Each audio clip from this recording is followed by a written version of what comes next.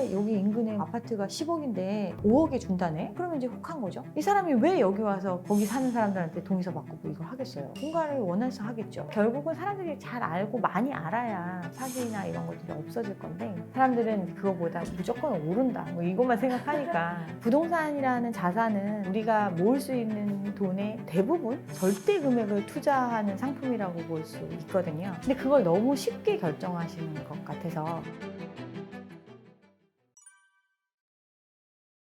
지역주택조합, 서울의 유수의 지역에 아파트를 짓겠다. 여기에 이제 조합원을 모집을 해가지고 조합에 필요한 자금들 또 부담금 명목으로 이제 돈을 받았는데, 그 돈은 이제 횡령한 사건. 이게 억수동 지역주택조합 사기 사건인데, 사실은 아주 굉장히 전형적인 형태입니다. 일반인들 입장에서는 너무 똑같은 거예요. 일반 분양 모델하우스랑 똑같이 해놓고 여기 그 대신 조합원이 되면 일반 분양은 다 만들어 놓고 파는 거고, 이거는 처음에 사업부터 참여를 하는 거니까 1차에 참여를 하면 가장 먼저 이 사업의 주주가 되는 거랑 마찬가지니까 너는 더 싸게 받을 수 있고, 2차에 들어오면 더 올라가고 3차에 들어오면 더 올라간다 이렇게 얘기를 하거든요. 그리고 또 들어온 사람이 엄청 많다고 얘기를 하는 거죠. 당신만 들어오면 이제 요건이 갖춰져서 우리는 다음 단계로 갈 수 있다. 이제 자리가 하나밖에 안 남았다. 여기 마감하면 1차는 끝나고 이제 2차 모집할 거다. 이렇게 가기 때문에 사람들이 불안감과 싸게 살 수 있다라는 어떤 마음, 이걸 자극을 하는 거죠. 지금도 로또 분양도 마찬가지잖아요. 사실 분양을 받은 대금을 치를 입장은 안 되면서 분양 받으면 시세보다 훨씬 싸게 분양 받는 거고, 나중에 엄청 피를 받고 팔 수 있다. 그러니까 분양 받아라. 이렇게 분양을 한 거잖아요. 그처럼 엄청난 시세 차익이 있다고 생각을 하는 거죠. 이것도 10억 한다는 집을 나는 5억에 살 수 있는 기회라고 생각을 하니까 이런 거에 들어오는 사람들이 생겨나는 거죠. 배상이 어렵죠. 민간 사업이잖아요. 개인이 어떤 부지 개발 사업에 참여한 거예요. 본인의 의지로. 그러니까 이게 법적으로 구제받기가 많이 어려운 게, 내가 이런 사업에 대해서 충분히 설명을 듣고 나는 이제 조합원으로 참여하겠다고 해서 가입을 하는 거잖아요. 근데 실질적으로 이 사업이 어떻게 될지는 진행을 해봐야 아는 거잖아요. 비용도 마찬가지고 다 추정이니까. 근데 실제로 뭐 땅을 매입하는 과정에서 원래 매입 비용을 뭐 100억 정도 예상하고 모집을 했는데 땅 사는데 300억이 들었어. 그럼 이 사업에 참여한 사람이 그걸 부담할 수밖에 없는 거잖아요. 이 내용은 사실은 당연히 알고 있는 내용이어야 하는 거고, 그 비용 부담에 대해서도 사업의 이익도 내가 가져가지만 손실도 내가 가져가는 구조이기 때문에 이걸 이제 면밀하게 법적으로 따져서 사기다라고 하기에는 그 과정에서 뭐 기망의 행위가 있었다든가, 뭐 아니면은 철회를 하려고 했는데 그걸 못하게 막았다든가, 뭐 어떤 그런 구체적인 사유가 있지 않는 한 구제받기가 어려운 거죠.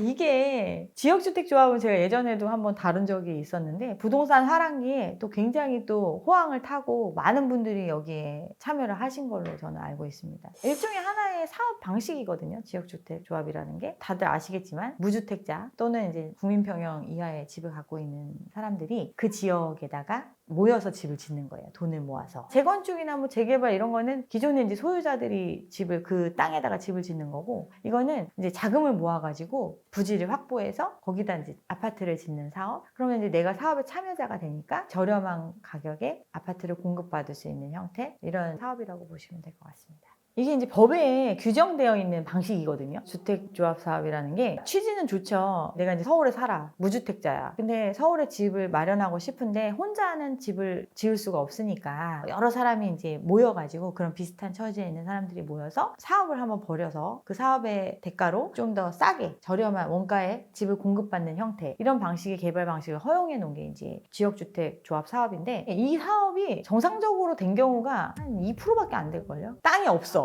땅을 일단 매입을 해야지 뭐 사업을 할 거 아니에요. 땅을 매입을 해야 되고, 그 매입한 거에 사업 계획을 세워가지고 새로 시공사를 선정해가지고 공사를 하게 해서 그걸 이제 아파트로 이제 분양받는 형태인데, 일단 기본적으로 땅이 없어요. 사야 돼. 근데 이 사는 거를 돈을 다 대금을 지급하고 사는 게 아니에요. 조합원을 처음 모을 때 어떻게 하냐 하면, 어떤 이제 지역을 섹터를 하나 여기다 해야겠다 잡아. 그리고서 이제 거기에 돌아다니면서 동의서를 받아요. 얼마에 파시겠냐, 매도 의향 뭐 이런 거 있잖아요. 그래서 여기에 사업이 진행되면 또 조합원도 시켜줄게. 아니면 팔아 우리한테. 그럼 얼마에 팔겠다. 그럼 그런 지역은 대부분 그런 어떤 개발의 이슈가 별로 없었던 지역이겠죠. 예전에 그냥 구시가지 같은데 뭐 이런 데에 이제 기존의 땅값보다 비싸게 사주겠다고 해야 사람들이 이제 동의를 하겠죠. 그런 식으로 이제 어떤 사용권을 확보를 해서 조합을 설립할 수 있는 요건을 만들어요. 그러면 이제 내가 꾼이야. 이 부동산을 잘 알아. 그래서 뭐 나는 나의 신용이라든가 나의 뭐 이런 거는 아무도 모르죠. 모르지만 내가 이제 그 동의서를 다 받아요. 받아서 이제 딱 조합 설립을 해. 그럼 이제 조합원을 모을 수가 있어요. 조합원을 모으는데 조합원들한테는 그러면 이제 내가 이 지역을 선정했다. 여기에 이렇게 아파트를 지을 거야. 그러면 여기에 네가 참여를 하면 너는 평당 얼마에 내가 분양해 줄게. 이렇게 하면 사람들이 서울에 여기 인근에 뭐 아파트가 10억인데 5억에 준다네. 그런데 지금 당장 가입하는데 뭐 3천만 원, 5천만 원 이 정도만 내면 된대. 그러면 이제 혹한 거죠. 가입을 해요. 그럼 이제 사업을 진행을 하면서 계속 사업비가 들 거 아니에요. 뭐 설계도 떠야 되고 지구단위 계획도 수립하고 뭐 여러 가지 비용이 들어가는데 그러면 이제 조합원들한테 모여놓고 설명을 하겠죠. 이거 해서 돈이 필요하다. 그래서 얼마씩 더 내라. 그래서 1차로 또 내고 2차로 또 내고 계속 돈을 넣는 거예요. 근데 이게 굉장히 어떤 사기의 소지가 많이 있을 수밖에 없는 게 내가 이제 꾼이야. 내가 꾼인데 어떤 부지가 이렇게 있는데 한 80%를 샀어요. 나머지 이제 15% 정도 더 사야지 사업 시행 인가를 받을 수가 있으니까 나머지 땅도 확보를 해야 되는데 알바끼처럼 이 땅을 요것만 확보하면 되는데 여기 딴 데는 뭐 평당 1,000만 원이었는데 평당 1억을 줘야 판다는 거예요. 그럼 이거 사야 돼요, 안 사야 돼요? 전체적인 사업을 위해서는 얘를 사야 되니까 얘는 어쩔 수 없이 1억을 주고 사겠죠. 근데 이거를 내가 미리 사놓은 거야. 아니면 내가 아는 사람한테 당신 여기 사놔. 500만 원 할 때 사놓는 거죠. 그리고서는 다른 거 이렇게 한 다음에 여기만 안 판대. 무조건 사야 되는데 여기는 1억에 판대. 어떡할까요, 조합원 여러분? 그러면 사야 될 거 아니에요. 그런 식으로 할 수 있죠. 또 사업이 당장 되는 게 아니잖아요. 몇 년을 끌면서 계속 사업을 하면서 사업 월급 받아가고 여러 가지 비용이 들어갔다고 하고 뭐 업무 추진하는데 인허가 받는데 뭐 하는데 돈이 필요했다 뭐 했다 이런 식으로 해서 사업비를 막 늘려. 근데 안 돼. 그거 안 되면 꽝인 거죠. 그럼 자기 자본 날리는 거죠. 이게 그만큼 어떻게 보면 현실적으로 이 사업을 진행하는 주체가 과연 도덕적인가? 이 사람이 왜 여기 와서 거기 사는 사람들한테 동의서 받고 뭐 이걸 하겠어요? 뭔가를 원해서 하겠죠. 그런 사람한테 내가 이 사업을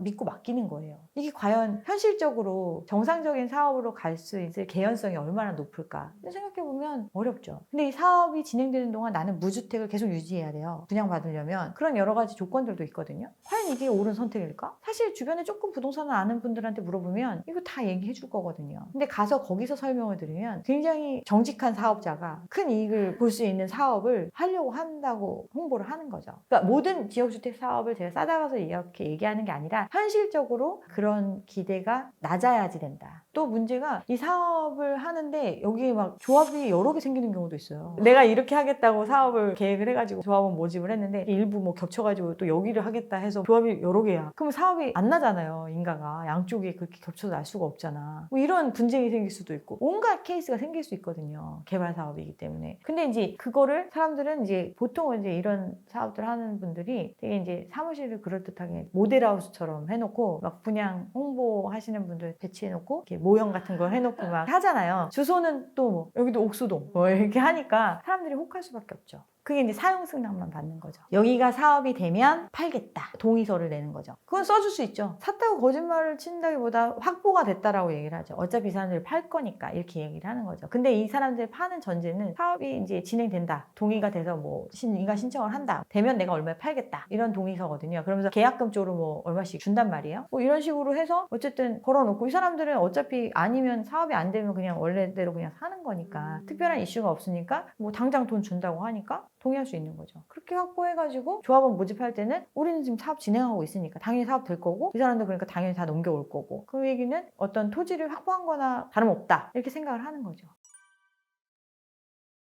전세 사기도 마찬가지고 요즘 되게 많이 이슈가 됐잖아요. 이것도 되게 사회 초년생들이나 뭐 이런 분들이 많이 당했는데 예를 들면 전세 보증을 받으면 전세금을 다 안전하게 돌려받을 수 있다라고 하면서 전세가가 좀 비싸도 신축에 많이 이렇게 들어가고 했었잖아요. 근데 뭐 신축에 들어가면 신탁사에 신탁되어 있는 경우가 많이 있거든요. 신탁을 하는 이유는 그 사람이 이제 신용이 좀 안 좋은 경우에 일반적인 경우보다는 신탁을 통해서 하는 게 조금 더 금리를 낮게 대출을 받을 수 있다거나 많이 많이 받을 수 있거나 이런 게 있기 때문에 신탁을 활용하는데, 근데 이 신탁은 또 어떤 설정이 안 되고 이 사람의 어떤 채무 관계나 이런 게 밝혀지지 않잖아요. 등기부 띄워보면 깨끗하거든요. 아무것도 없어요. 근데 이제 이거는 신탁자와 수탁자의 관계에 어떤 내용이 있는지를 모르는 상태에서 이제 내가 전세금을 내주는 것과 마찬가지거든요. 근데 보통 이제 신탁을 해지하면서 이제 소유권을 넘기고 전세를 껴서 이렇게 매매를 하는 건데, 그럼 이 넘겨받는 사람은 실제로 뭐 매매가가 1억인데 전세를 뭐 1억 1천을 주고 명의를 넘길 수가 있겠죠? 그러면 이 집을 날려도 이 사람은 별로 손해가 없는 거죠. 보증을 해준다고 했는데 보증도 80%만 보증이 되고 나머지 자기 돈을 날리는 것과 마찬가지거든요. 그런 거에 대해서 의심이나 경계를 할 필요가 있는데, 보통 이제 중개하시는 분들이나 이런 분들은 그런 거에 대해서 별로 보지를 안 하죠. 그리고 중개상에 뭐 문제가 있을 경우에는 손해배상 뭐 1억 해준다 이러니까 내 돈 다 돌려받을 수 있지 않을까 이렇게 생각을 하지만, 막상 정말 이제 만에 하나 그런 일이 발생을 했을 때는 구제받기가 어려운 거죠. 그런 부분에 대해서 이런 개연성이 충분히 있고 그런 거를 확인할 수 있는 방법이 없는데 아무 문제 없다고 하니까 그냥 믿고 갔다가 나중에 문제가 생기는 거죠. 젊은 친구들 원룸 같은 거 구할 때도 집이 다 똑같이 생겼거든요. 생긴 건 다 똑같아요. 예를 들면. 근데 이게 뭐 오피스텔인지 뭐 도시형 생활주택인지 아니면은 주택이 아닌지 뭐 이런 거에 대한 개념이 없잖아요. 이게 그리고 부분 건물인지 다가구인지 다세대인지 아니면 이게 실제로 건물이 적법한 건물인지 아닌지 이런 거에 대한 판단을 안 하고 그냥 생긴 것만 깨끗하고 괜찮으면 그냥 들어가거든요. 근데 그런 경우에 이제 나중에 문제가 생겼을 때 구제받기가 어려운. 그래서 제가 사실은 유튜브 처음 할 때 제일 하고 싶었던 게 부동산 잘 모르시는 분들한테 기본적인 거, 뭐 등기부 보는 거, 뭐 건축물 대장 확인하는 거, 뭐 이런 것들 해보고 싶었거든요, 영상으로.